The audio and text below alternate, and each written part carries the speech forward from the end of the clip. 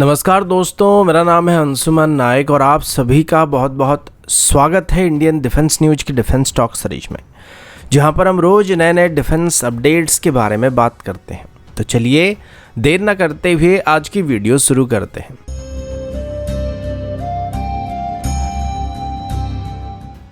आज की पहली अपडेट एरो इंजन की तरफ से है और अभी हम भारत की indigenous high thrust arrow engine के बारे में बात करने वाले हैं। अभी भारत की इंडिजिनस हाई थ्रस्ट यानी कि 110 किलोटन क्लास की एरो इंजन की डेवलपमेंट को लेकर कुछ बहुत ही अच्छी खबर सामने आई है।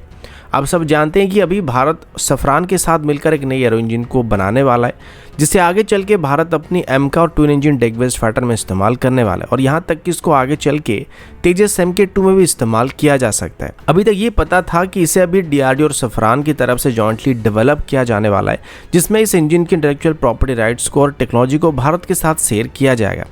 लेकिन अभी सफरान की तरफ से बात बताया जा रहा है कि इस इंजन की डेवलपमेंट के साथ साथ अभी इसकी सभी कंपोनेंट को भी भारत में बनाया जाने वाला है, जिसमें इस इंजन में इस्तेमाल होने वाली 100% कंपोनेंट्स को भारत में ही लोकली मैन्युफैक्चर किया जाएगा। अभी जल्दी से इस इंजन को डेवलप करने की कोशिश किया जा रहा है और बताया जा रहा है कि इसी साल के अंदर ही DRDO और सफरान के बीच सभी डिस्कशन को कंप्लीट किया जाएगा, जिसके बाद 2024 में ऑफिशियली इस इंजन को डेवलप करने के लिए कॉन्ट्रैक्ट को साइन किया जाएगा। अब इनिशियली इस इंजन को एमका की Mark II वेरिएंट में इस्तेमाल करने का प्लान किया गया था, जिसे 2035 के बाद प्रोडक्शन में एंटर किया जाएगा और इसी वजह से इस इंजन को 2030 से पहले डेवलप करने का फैसला किया जा रहा है। और सफरान का कहना है कि वो इस इंजन की पहली प्रोटोटाइप को 2029 तक ही तैयार करने वाले हैं, जिसके बाद इसकी डेवलपमेंटल टेस्ट को 2029 से शुरू कर दिया जाएगा और आने वाले 4 से 5 साल के अंदर इसकी सभी टेस्टिंग को कंप्लीट करके इसको एयरक्राफ्ट में इंटीग्रेट करने के लिए क्लियर कर दिया जाएगा। अगला अपडेट इंडियन नेवी की तरफ से। कुछ दिन पहले इंडियन नेवी की तरफ से बात बताया गया था कि वो अभी INS विक्रांत क्लास की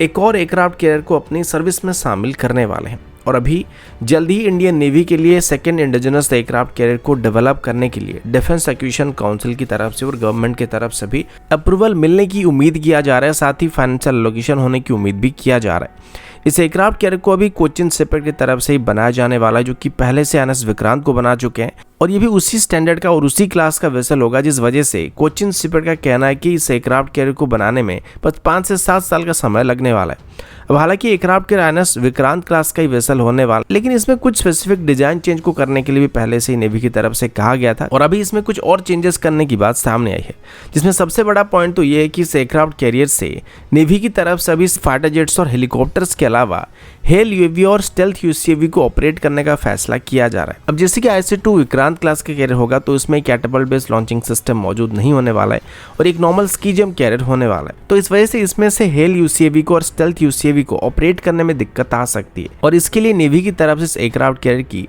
बेसिक डिजाइन में कुछ चेंजेस और मॉडिफिकेशन करने के लिए भी कहा जा रहा है। अब जैसे कि जो UAV होता है UCAV होता है, इनको रिमोटली ऑपरेट किया जाता है और इसके लिए कंट्रोल स्टेशन होता है जहां से इनको ऑपरेट किया जाता है, तो इसी वजह से IC-2 में इनको ऑपरेट करने के लिए एक सेपरेट कंट्रोल स्टेशन को भी इंस्टॉल किया जाएगा और एक कंट्रोल रूम को वहां पे बनाया जाएगा, जहां से इनको आगे चल के ऑपरेट किया जा सकेगा और इसके लिए एयरक्राफ्ट कैरियर में डेडिकेटेड कम्युनिकेशन लिंक को भी इंस्टॉल किया जाएगा, जिससे कंट्रोल रूम और UAV और UCAV के बीच संपर्क को बनाया जा सकेगा। अब दूसरा प्रॉब्लम ये कि एयरक्राफ्ट कैरियर की जो रनवे होता है वो बहुत ही छोटा होता है और इस वजह से कोई भी नॉर्मल UAV या UCAV यहाँ से ऑपरेट नहीं कर सकता है, जिसके लिए नेवी की तरफ से एक स्पेसिफिक टाइप की UAV और UCAV को यहाँ पे एक्वायर करने के बारे में सोचा जा सकता है, जिसमें short take over short landing करने की कैपेबिलिटी मौजूद होगा और साथ ही इनकी विंग्स को फोल्ड या फिर डिटैच किया जा सकता होगा, जिस वजह से इनको आसानी से एयरक्राफ्ट कैरियर में स्टोर करके रखा जा सकेगा। अब हालांकि मेरे हिसाब से किसी भी स्की जंप कैरियर से ऐसे हेल कैटेगरी की UCAV को या UAV को ऑपरेट करना बहुत ही मुश्किल होने वाला है, लेकिन अगर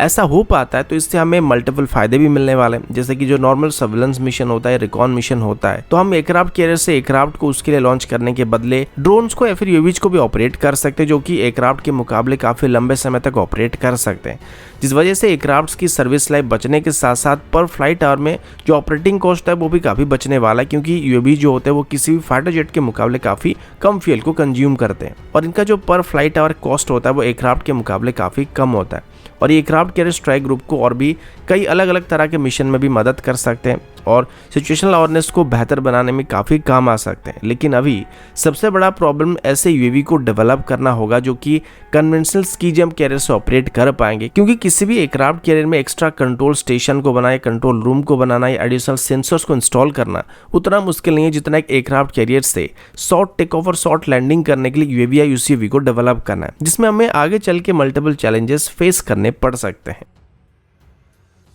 अगला अपडेट S-400 सिस्टम को लेके है। आप सभी को 1 या 2 दिन पहले मैंने बताया था कि अभी रशिया भारत को S-400 सिस्टम की आखिरी 2 रेजिमेंट को डिलीवर नहीं कर पा रहे, और इसके पीछे जो मेजर कारण है वो फाइनेंशियल ट्रांजैक्शन होने वाला है, क्योंकि अभी रशिया पर इतने सारे सैंक्शंस लगाए जा चुके हैं कि हम चाहकर भी रशिया के साथ कोई करेंसी से ट्रेड नहीं कर पा रहे। पहले डॉलर से ट्रेड होता था, लेकिन यूएस के सैंक्शंस लगने के बाद हम यूरो में ट्रांजैक्शन कर रहे थे। लेकिन रिसेंटली रशिया और यूक्रेन के बीच जो लड़ाई हुआ था उस वजह से रशिया के ऊपर यूरोपियन यूनियन की तरफ से भी मल्टीपल सैंक्शन लगा दिया गया था और रशिया को जो स्विफ्ट ट्रांजैक्शन था उससे बाहर कर दिया गया था, जिसके बाद रशिया के साथ यूरो में या फिर किसी भी करेंसी में ट्रांजैक्शन करना बहुत ही मुश्किल हो गया था। और इसी वजह से आखिरी 2 S-400 रेजिमेंट को भारत को डिलीवर करने में रशिया को परेशानी हो रही है। इस बात को लेकर पिछले कुछ दिनों से रशिया और भारत के बीच डिस्कशन भी किया जा रहा था और अभी बताया जा रहा है कि इसका एक तोड़ को निकाल लिया गया। अब हालांकि रशिया के साथ अभी फाइनेंशियल ट्रांजैक्शन नहीं हो पा रहा था, लेकिन फिर भी भारत और रशिया के बीच जो ट्रेड रिलेशन था उसमें कोई दिक्कत नहीं आई, तो और आज भी भारत और रशिया के बीच ट्रेड चल रहे थे। और इसी दौरान भारत की तरफ से रशिया को machinery, chemicals, medicine, pharmaceutical products को और ऐसे कई चीज़ों को एक्सपोर्ट किया गया था, और बदले में रशिया से पेट्रोलियम प्रोडक्ट्स हो जाए, क्रूड ऑयल हो जाए और वेजिटेबल ऑयल्स को इंपोर्ट किया गया था। लेकिन प्रॉब्लम ये था कि भारत की तरफ से अभी तक रशिया को जिन चीज़ों को एक्सपोर्ट किया गया था उनकी कीमत बस $3 बिलियन के आसपास की थी, लेकिन सेम टाइम पर भारत की तरफ से रशिया से करीब $46 बिलियन की इंपोर्ट किया गया था। तो भारत को अभी रशिया को लगभग $43 बिलियन पे करना है, लेकिन हम किसी भी करेंसी में इसको पे नहीं कर सकते। तो अभी भारत और रशिया की तरफ से इसका एक तोड़ निकाला जा रहा है, जिसमें भारत अभी रशिया को 24 कार्गो शिप बनाकर डिलीवर करने वाला है, जिससे हम एक तरीके से बार्टर डील भी कह सकते हैं, जिसमें हम कुछ सामान के बदले कुछ सामान को एक्सचेंज करते हैं। और अभी बाकी बचे हुए S-400 सिस्टम के जो 2 रेजिमेंट थे उनकी पेमेंट को भी इसी के साथ ही इंक्लूड कर दिया जाएगा और उसी मेथड में इसको करने का फैसला किया जा रहा है। यानी कि रशिया हमको S-400 सिस्टम को सप्लाई कर देगा और हम बदले में सेम अमाउंट में रशिया की जरूरत की चीजों को उसको सप्लाई करने वाले हैं। तो दोस्तों अभी के लिए इतना ही, मिलता हूं आपसे अगले वीडियो में, तब तक के लिए जय हिंद, वंदे मातरम।